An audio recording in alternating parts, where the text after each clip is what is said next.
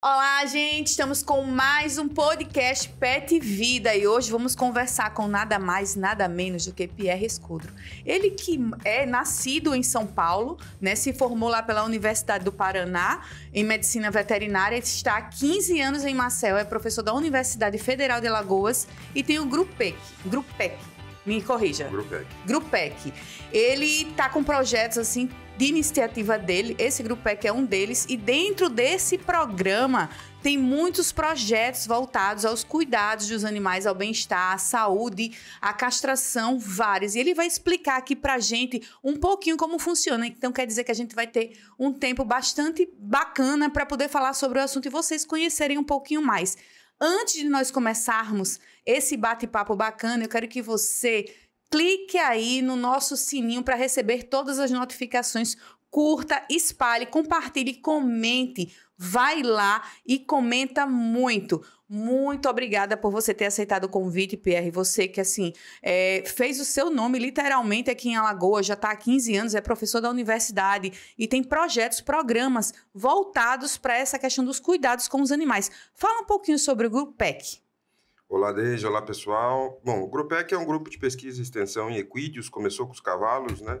E agora é de equídeos e saúde integrativa, que começou em 2009 na UFAO, no CNPq.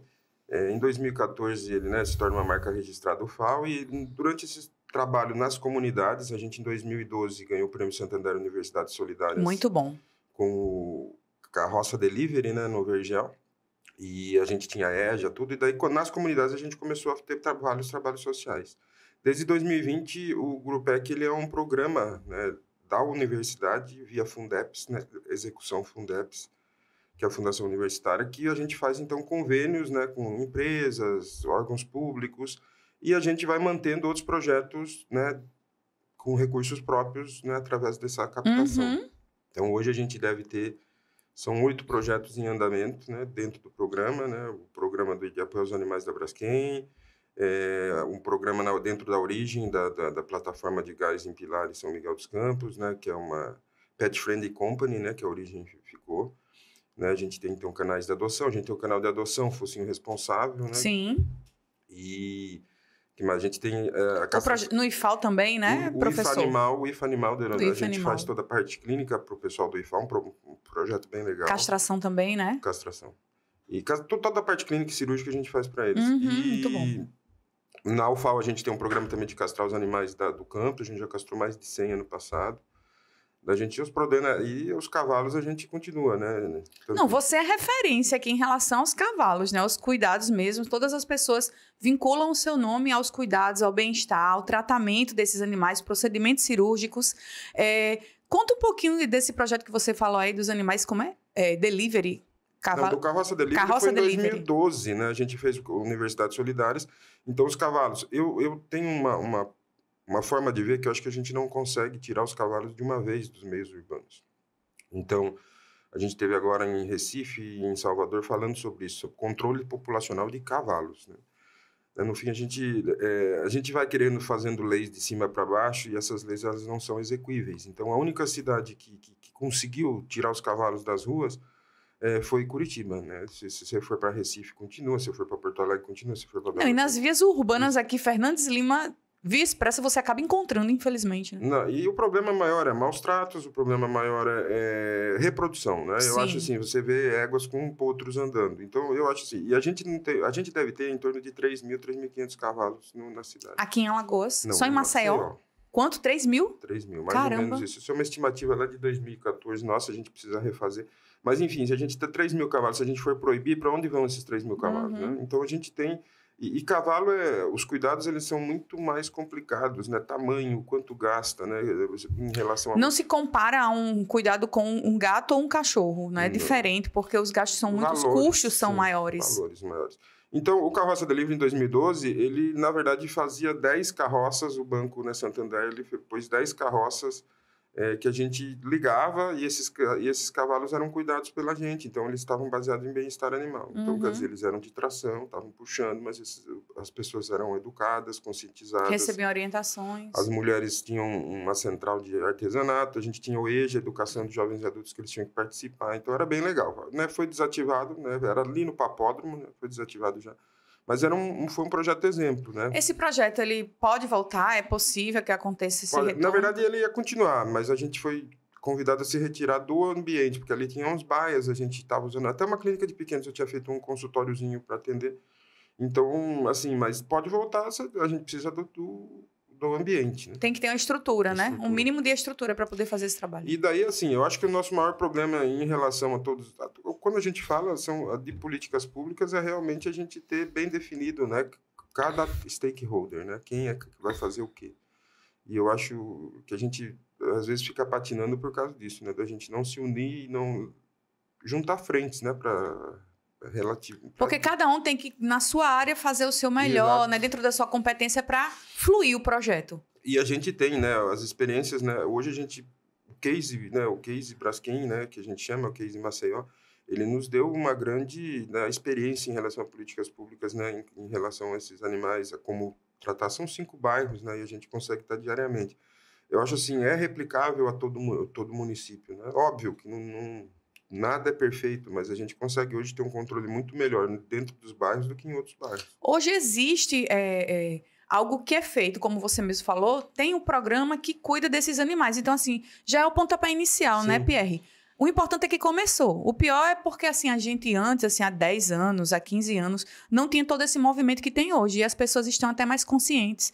Porque vocês não trabalham só fazendo as consultas e cirurgias, vocês trabalham também com orientação, né? Educação. Sem educação, a gente não consegue... sair A gente tem outro projeto que é junto com a Polícia e Segurança Pública, a Secretaria de Segurança Pública e a Delegacia de Combate aos Maus-Tratos, né, com o Dr. Davino, que é, por exemplo, você tem a Lei 14.064 de maus-tratos e você tem que você vai prender de 2 a 3 a 5 anos. Tá? Primeiro que os maus-tratos que aumentaram a pena só foram para cães e gatos. Né? Não foi para cavalo, não foi para... Então, isso daí... Sim, então restrito ainda, né? Então, quer dizer... E outra, onde eu vou colocar esse cachorro, esse gato, se for maltratado? Então, você faz uma lei, mas você não tem como... Né? Não dá subsídio, não dá estrutura, não oferece possibilidades. Nosso estado hoje, eu acho que ele é pioneiro nesse projeto, que é um projeto da UFAL também, que é esse projeto de conscientização. Primeiro a gente vai avaliar o que é o maus-tratos, né? Ver se é verídico, e daí quando a gente deixa esse cidadão, ele vai ser fiel depositário do cão dele. Aí você vai falar, mas ele já maltratou, não. Porque a maioria dos maus-tratos, eles não estão associados à maledicência, ele está associado à ignorância. O cara não trata nem dele, né? Ele não vai tratar do cachorro. Então, a primeira coisa que a gente tem que fazer é educação. A gente vai tirar os cães, os gatos da população. Isso desde que a família real veio, todo mundo tem cachorro e gato, né, no Brasil. A gente não vai conseguir mudar isso com lei. Então, a gente precisa... Então, qual que é a nossa ideia? A gente vai, visita, vê qual é o maltrato. Daí ele fica orienta, né? A gente está dando. Daí, esse programa está sendo financiado pelo Grupec. A gente liberou uma verba para tocar ele piloto esse ano, para depois ver se o Estado vai assumir. E daí a gente, por exemplo, teve 3 cães que estavam sob maus tratos. O tutor tinha morrido. E daí os cachorros ficaram, ele morava sozinho, era um senhor. Então, esses cachorros estavam sozinhos, não tinha ninguém que cuidasse. Daí a vizinha jogava comida. Grade, né? Daí a gente teve que pegar e realmente ficar. Mas a gente, por exemplo, tem 20 cães, sexta-feira, que queriam tirar do homem, o homem tem um problema, né, psicológico, mas ele não está interditado. Então, então o que a gente fez? Vamos orientar, castrar esses animais. Então a gente tem feito isso e tem tido sucesso, né? E assim... E daí, por exemplo, tem cavalo que a gente tira, né? Cavalo que a gente recebeu também foi desse projeto. Daí a gente tenta receber o mínimo possível. Porque eu não acredito muito que os abrigos vão resolver o problema dos cães nas ruas. Mas não resolve. Na verdade, digamos assim, você minimiza, né, para que outras pessoas acabem cuidando ou tomando conta. Mas, assim, tem que ter a participação do Estado, do município, políticas públicas importantes, porque o abrigo, o projeto, ele não vai acabar com o abandono, não vai diminuir. Inclusive, em alguns casos, não estou dizendo que todos, tá, gente? Mas, assim, em alguns casos, há protetores que são só acumuladores. Você sabe muito bem disso. Que não dão conta nem de si e acabam colocando muitos animais juntos, que têm várias doenças, acaba disseminando doenças. E isso não é proteção animal, isso é acúmulo, que é aquela chamada síndrome da Arca de Noé, né? Que você mesmo conhece. Sim. Então, assim, esses projetos que você, né, de sua iniciativa, que está no Grupec, são muito importantes. Aí eu pergunto a você, Pierre, dentro desses projetos, desde quando começou, né, o programa, quantos animais, você tem uma estimativa de quantos cães e gatos já foram cuidados? Quantos cavalos já foram cuidados? Nossa, nos 15 anos acho que não, mas do programa... Por exemplo, de 2020 para cá, do início da pandemia para cá, porque a gente sabe que... Só nos bairros a gente castrou 4.400. Só nos bairros. Quais são esses bairros? Tem bairros específicos que são os pontos de apoio? Não, que são acometidos pela mineração, né? Sim. Pelo fenômeno. Então, Farol, Pinheiro, Bebedouro, Mutange e Bom Parto. Esses 5 bairros a gente fez... Caramba, quantos animais? 4.300, acho. Só nesse, né? Porque a gente tem que... Isso a gente faz relatório para o Ministério Público, né? E faz o controle populacional. Faz, mas o problema nosso é que hoje a gente tem muito abandono na área, né? Porque o pessoal traz de outros bairros. Eu entendi. Daí a gente digamos assim, se tornou um depósito, infelizmente.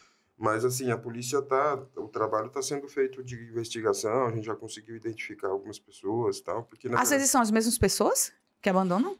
Já aconteceu isso? Da mesma pessoa fazer Tem, mas não é... A prática? Na verdade, volto a falar, isso é ignorância, né? Nem todos estão deixando lá por maldade. Às vezes deixa o cachorro, vê o cachorro passando mal em outro bairro, ele lembra que o programa existe nos bairros e deixa lá o cachorro. Né? Mas a gente não pode assumir uma coisa que é de política pública pela sem empresa. Dúvida. Né? E assim, a gente já tem o apoio aos outros, né? A gente apoia outros bairros, né, em medidas, né, pontuais, se precisarem, mas a gente não pode...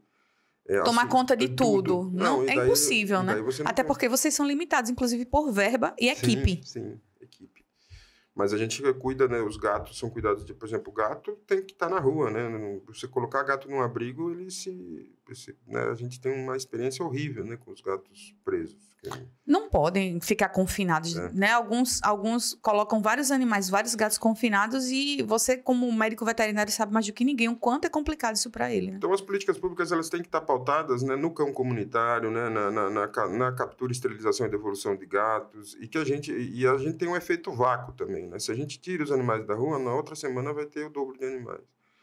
Então, assim, esse controle que às vezes as pessoas não entendem, né? Acha que a gente está maltratando o animal de estar solto, mas o animal já estava solto. Exatamente. O importante é que seja feito, como ele mesmo falou, né, o controle populacional. Esse animalzinho da comunidade, o animal comunitário, cão ou gato, eles tratam, esterilizam e devolvem um animal que já era da rua, mas pelo menos vai minimizar a questão do abandono, que não vai ter mais reprodução, maus tratos, vai minimizar também, né, Pierre? E até o controle de doenças. Sim, e daí a gente diagnostica possíveis doenças, a gente vacina, faz vermífugo, então você tem um trabalho que é mais, né, completo, e daí o animal está castrado. E com responsabilidade, né, Pierre? E no começo isso era muito questionado, né? Mas assim, a gente usa técnica minimamente invasiva, os gatos com 24 horas já voltam para o ambiente, né? Cachorro já é mais difícil. No caso de fêmeas, eu acho que é 24 horas também. Cachorro e cadela é mais complicado, né, o processo. Cadela tem que fazer um pós-operatório. Demora mais um pouquinho, né? Porque, na verdade, a gente não tira ponto dos gatos, a gente já tem uma técnica mais... Quer dizer, eles ficam interno. Agora, a cadela, a gente não consegue soltar. Eu acho que tem que ter pelo menos 72 horas de cuidados para depois você pensar em soltar. Pierre, fala um pouquinho desse projeto que vocês também estão envolvidos, do IFE Animal. Que é dentro do Instituto Federal, né, de Educação Tecnológica. A Aeronima já veio aqui, é professora, ela tem essa frente muito bacana e você, junto a ela, vocês juntos trabalhando em prol desses animaizinhos que eu falo, comunitários do Instituto, né, do Instituto Federal. Fala um pouquinho desse projeto, como foi que começou, como é que tem sido? Eu acho que eles tinham professores que eram protetores. Os gatos eram dentro... A gente tinha um problema de alta densidade, né, de gatos dentro do Instituto, no centro ali, né? E eles, né, tinham um grupo que cuidava desses gatos, mas que não estava castrando e tal. E esses gatos, às vezes, estavam sendo submetidos a maus tratos pela comunidade.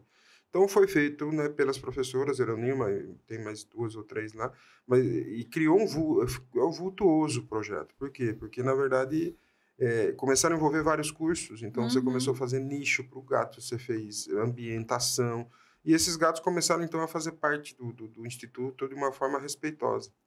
Daí a gente faz toda a castração deles, eles fizeram, né, os ambientes para fazer pós-operatório. Então, é um projeto bem legal. E a gente faz toda a parte clínica e cirúrgica para eles, né? Vacinação, os gatos são vacinados de tríplice, de quádrupla, de raiva. Né? E vocês, com certeza, já fizeram um trabalho de orientação às pessoas, né? De educação, para as pessoas entenderem que esses animais, assim, são cuidados, mas que eles estão lá, são comunitários. E quem quiser adotar, eles já estarão esterilizados, vacinados e vermifugados. E daí houve uma diminuição drástica, né? Quando eu acho assim, essa questão de você cuidar dos animais e criar canais de adoção, ele dá um resultado, né? O nosso canal de adoção, o Focinho Responsável, no último ano, ele deve ter, em 2 anos, ele tem quase 700 animais adotados. Caramba, então, quer dizer, isso é muito bom. E daí castrado, todo controlado, vacinado e tal. Então, a gente tem bastante animal para adoção ainda. É uma coisa, né, que fica... contínua, né? Por mais que você realize esterilizações, por mais que você cuide contra adotantes, mas a gente sabe que é um processo que não depende só dos cuidados da gente, mas de todo mundo unido, né, Pierre? Porque não adianta você, Pierre, fazer o trabalho de esterilização se aquela pessoa não tem a educação suficiente para castrar o seu animal e assim evitar que ele venha ter outros filhotes e, de repente, seja maltratado ou seja, na verdade, assim... venha trazer outras crias futuramente. E, assim, em relação a esse controle populacional, eu acho que isso é a base de tudo, né? Mas canal de adoção é outra base, mas a gente não vai conseguir adotar todos. Mas, assim, por exemplo, hoje a gente tem 240 animais hospedados. Né? É um número alto, eu não esperava, né? Mas, assim, isso foi só dos bairros, né? Do fenômeno geológico. Daí, se a gente for fazer uma análise, assim, fazer uma ponte, né? A gente tem, por exemplo, empresas, são outras, a gente é procurado. As empresas querem tirar os animais dali, também é um erro, né? As empresas, elas têm que ter esses animais. Por quê? Porque esses animais, eles se tornam comunitários. Então, outro case de sucesso é o case na origem, né? Em Pilar e São Miguel, que tem animais dentro da base e esses animais foram... a gente começou todo um trabalho de conscientização e os colaboradores, né, a equipe, o time, realmente assumiu aquilo. Então, tem um canal interno de adoção, hoje eles já são cuidados, né, com mais ética. Então, ela ficou uma pet-friendly company. Então, isso é importante. Então, a gente não tirar esses animais, porque o efeito vácuo, ele acontece. Eu tirei e vai vir outros. E às vezes, a parte educacional ela é mais importante de tudo. A gente tem um problema muito sério. Como você mesmo disse, é a base, né, Pierre? Muito sério, o pessoal não tem cultura, então maus tratos, problemas com os animais estão mais associados à ignorância do que a ser mal. E eu acho que é esse o olhar que a gente tem que começar. Se a gente não trabalhar com educação, agora mesmo a gente está com um projeto piloto aqui na Princesa Isabel, no CEPA, que vai ter uma disciplina de bem-estar animal, né? Nos projetos. Que bacana. Quarta-feira que vem eles vão para alunos do ensino médio? Ensino médio. Eles vão conhecer lá o campus de Viçosa, né? Vão com o pessoal, vão ter palestras dos nossos alunos. E muitas vezes, para alguns desses alunos, é o despertar, né? Poxa, que bacana, eu não sabia disso, eu quero me dedicar, eu quero entender, eu vou ser um protetor, eu vou ajudar de forma responsável, então, vou fazer meu papel. A proteção ela tem que assumir também o lado da saúde única, né? Isso, sem dúvida. Quer dizer, porque a gente não pode ser apaixonado e a gente levar risco para uma população. Sem dúvida. Né? Por exemplo, a gente tem hoje um boom de esporotricose na cidade de Maceió. Não os bairros aqui não, mas na parte alta é absurdamente, endêmico. Né? Então, cara, a gente vai tratar todos os animais? Será que a gente tem políticas públicas para isso? Não, ainda é insuficiente. Não, é insuficiente. E daí a gente vai fazer... Então, essa questão do olhar, né? A eutanásia é um tabu? É um tabu, mas a gente tem que, de vez em quando, vai ter que avaliar... A depender da avaliação médica correta, vocês vão ter essa percepção, né? De, dá para continuar, não dá para continuar. E assim, a gente tem visto, né? Quando a gente vai trabalhando com saúde única, por exemplo, a gente tem casos, né? Que vão se tornar acadêmicos, mas... por exemplo, gato com leishmaniose. Né? Quer dizer, a gente pegou aqui. Então, quer dizer, né, você tem... Né, acontece. É difícil, mas acontece, né? É mais raro, né? Transmissão transplacentária de leishmaniose. Então, quer dizer, você começa a ter coisas que você vai começando a estudar e a gente tem que ver. Mas a gente tem que ter um controle. A defesa animal, E aí, né, o trabalho social que os protetores, que os abrigos fazem, eu não tenho nenhuma dúvida da relevância. Mas a parte técnica, a parte sanitária, a gente tem que rever. E daí, às vezes, o PR é ruim, a universidade é ruim. A gente não pode apoiar iniciativas que não estão levando o bem-estar para o animal, mesmo você querendo, né? Então, quer dizer, a gente tem os problemas dos acumuladores, a gente tem vários abrigos que realmente, eles são fantásticos do ponto de vista social. A ideia é boa, mas a gente não tem o controle sanitário. Mas tem que ter a técnica, o controle sanitário realmente, porque se não tiverem todos unidos num só caminho, né, para o bem-estar animal e até para o bem da saúde da gente, com certeza vocês não vão conseguir realizar o trabalho que vocês fazem, que é o de controle, muitas vezes, de doenças, de transmissão de doenças. E, para isso, é importante que vocês esclareçam a forma técnica de se cuidar, né, do bem-estar mesmo. Então, e daí como que você vai? Então, você prevaricação, né? Se eu vou entrar numa coisa, por exemplo, você tem um monte de gato com esporotricose concentrados no local. No local, junto com outros gatos com comunicação. Então, quer dizer, esse é o problema, né? Quando a gente é médico veterinário, não é que a gente seja chato, mas a gente tem que ter critérios. Tem que ter critérios. E assim, a partir do momento que a gente vê a proteção animal com essa interface na saúde única, né, na questão da zoonose, a gente vai ter um boom realmente de melhores iniciativas. E até os abrigos que já existem, né, podem... Hoje a gente está fazendo um levantamento para o Estado, por exemplo, só tem um abrigo né, uma ONG no Estado que pode, por exemplo, prestar serviço para o Estado. Então, quer dizer, até isso, essa parte da Constituição Jurídica, a gente precisa ver para melhorar isso, porque senão você tem um movimento que é relevante, que é importante... Mas que não está seguindo as regras, né, corretas, básicas para poder dar continuidade, né? Então, e a gente vai ter que ter... eu acho que o governo do Estado, né, e o governo municipal, ele tem avançado muito, né, nessa questão de iniciativas, né, essas secretarias de bem-estar e tudo mais. Mas ainda a gente está com um olhar muito para a causa, para a defesa animal, de um ponto de vista emocional, muito emocional. A gente precisa reverter. Ser mais racional e ser mais técnico, né, Pierre? Técnico, tanto do ponto de vista da medicina veterinária, quanto do ponto de vista jurídico mesmo, né? E o envolvimento, a gente tem uma visão que tudo o Estado tem que fazer. Né? Quer dizer, eu acho que você tem que ter políticas públicas, mas para ser execuível uma política pública, a gente tem que ter o envolvimento da sociedade civil. Sem dúvida. Né? Então, a gente, na universidade, a gente trabalha no Grupec, a gente trabalha, né, eu falo de quádrupla hélice, né, de inovação. Então, sempre que eu for ter um projeto, eu quero envolver a universidade, a expertise da universidade, eu quero envolver os órgãos públicos para transformar em políticas públicas. Eu quero ter as empresas que possam ajudar, né, apoiando financeiramente e até eticamente, né, melhorando. E eu tenho que ter a sociedade civil. Esse ponto da sociedade civil ela é importantíssimo. Se eu não tiver educação, se eu não tiver ela envolvida, não adianta. Eu recebo 20, 30 ligações por dia. O cachorro está aqui solto, você tem que vir pegar, tá? Mas tem que vir, é obrigação sua. Quer dizer, eu não sou do Estado, eu não sou de nenhum órgão regulador. Quer dizer, a gente faz um trabalho, bem dizer, um trabalho pontual com convênios e outro trabalho que é um trabalho voluntário. Sim. Então, a gente não tem como você trabalhar... você tem. Assumir tantas responsabilidades. E daí, como você, enquanto sociedade civil, o que você pode fazer? Então, a gente tem convencido isso, né? Tanto no projeto com a polícia, quanto nos projetos de... professor Pierre, eu preciso castrar, precisa pegar essa cadela. Vamos fazer o seguinte, eu castro para você, eu cuido da cadela para você e você fica com ela, ou você cuida dela na rua. Eu acho que tem que existir a corresponsabilidade, e você fala isso de forma muito correta, porque não adianta só o Pierre pegar para si as responsabilidades, a equipe dele, e você, como pessoa que quer salvar uma vida, simplesmente querer transmitir a responsabilidade para ele. Vou passar a responsabilidade para você porque eu não sei o que fazer. Poxa, Pierre Escodro tá lá te orientando, te ajudando, dizendo que vai poder castrar o seu bichinho, desde que ou você consiga uma família para ele, ou você mesmo assuma a responsabilidade de ficar. Então, assim, eu digo isso para todas as pessoas, professor. Eu também sou protetora, mas eu tento orientar as pessoas, conscientizar. Gente, eu resgato, às vezes, gatos, cachorros, e sempre garanto a castração. Eu digo, olha, eu vou doar, mas eu estou lhe garantindo a castração. Quando tiver no tempo, fale comigo que a gente combina. Ou entrega o animalzinho já castrado, se estiver na idade correta. Assina-se um termo de adoção, se não der certo, devolva para mim. Então, assim, é tudo feito dentro de uma conscientização e da responsabilidade que eu aprendi, que eu construí desde a época do NEAFA, que você conheceu.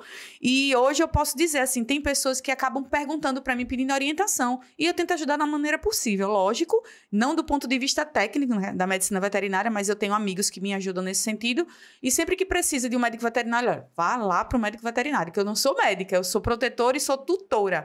Então, eu faço minha parte como protetora, mas assim, cada um tem que realmente assumir a sua parte para a gente andar de mãos dadas. E se a gente assumir essa forma de conexão dessas hélices, a gente tem uma sociedade mais sustentável. Né? Sem dúvida. Hoje se fala da quíntupla hélice, que seria colocar o meio ambiente nisso, que também é outro ponto, né? O meio ambiente tem que ser considerado. Né? A gente tem que ter outros olhares, né? Porque, na verdade, o que acontece? Os referenciais são muito únicos, né? A política pública quer fazer uma política, daí não consegue executar. A universidade, às vezes, fica fechada, né? Dentro dela, estudando coisas que poderiam estar sendo aplicadas na sociedade. Exato. Além dos muros, né? Além dos muros. Né? Tal da Torre de Marfim. E eu acho assim, a sociedade civil ela tem um papel fundamental. Então, por exemplo, no processo da realocação dos bairros, o que foi a primeira ação nossa? Acompanhar as mudanças. Porque, na verdade, o abandono não é um abandono porque a empresa fez.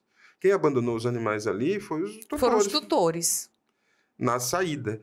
Quando a gente entrou, a gente tinha um alto índice de abandono. Né? Daí, qual foi a primeira ação nossa? Acompanhar todo dia as mudanças com animais. Então, a gente acompanha até hoje. Né? Agora menos, né? Mas no começo tinha 30, 40 por dia. O veterinário ia lá, daí a gente começou a vacinar de raiva para o município os animais dos bairros que estavam, dos tutores em realocação, e a gente também deu a hospedagem para esses tutores até eles ter a compensação financeira. Sim. Só para você ter uma ideia, nesse ato, né, de hospedagem, a gente teve pessoas que deixaram o cachorro. Que realmente não quiseram mais. Então assim, isso que quando eu falo de trazer a sociedade civil, é em relação a isso, quer dizer, a gente tem que ter... De cada um fazer o seu papel, né, Pierre? E daí, o cachorro tá velho, tá sob maus tratos, você tem que... o Estado tem que pegar. Eu sou contra, porque a partir do momento que você tira aquele cão velho daquela pessoa, na outra semana vai ter um filhote no lugar, ou dois. Exatamente. E daí o governo, o Estado, o federal, o municipal, estadual, ele vai ficar responsável por esse cachorro que era seu? Quer dizer, a gente... Assuma o seu papel também. Exatamente, eu tenho que assumir o seu papel. Então, quer dizer, eu acho que é isso que a gente precisa, né? E de repente, eu falo isso, as pessoas, né, não gostam quando eu falo, mas se a gente não trabalhar conectado às quatro frentes, não vai conseguir. Concordo plenamente com você, Pierre. Você tocou em pontos muito interessantes. E se eu pudesse, a gente conversaria ainda mais. Eu queria que você fizesse suas considerações finais. Gostaria muito de agradecer por você ter vindo. Você, digamos, abriu minha mente para outras questões, lógico que todas elas eu assino embaixo, porque você, como técnico e como pessoa que tem esse entendimento, temos sim que andar juntos de mãos dadas, né, o poder público, tanto na esfera municipal, estadual e federal, a sociedade, os protetores, porque com isso a sociedade, como você mesmo falou, vai se tornar mais sustentável. Sim. Faça suas considerações, por favor. Bom, gente, obrigado. Primeiro, quero agradecer por estar aqui.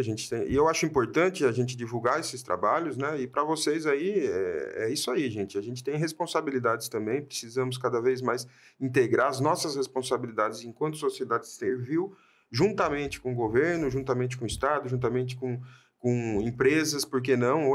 A gente tem ainda uma resistência, às vezes, né? Por exemplo, na UFAL, como a gente tem contratos com empresas e isso vira da UFAL, e a gente faz o trabalho social gratuito, por exemplo, para o campus, as pessoas falam, não, eu não quero que ele castre o meu animal porque é da empresa X ou da empresa Y. Quer dizer, isso é um absurdo, porque, na verdade, a gente presta serviço, você recebe e a gente está fazendo trabalho social. Exatamente. Então, a gente precisa ter essa conexão. Abrir a mente, né, Fê? A quádrupla hélice, porque a gente tem condição, sim, de melhorar. E eu fico à disposição.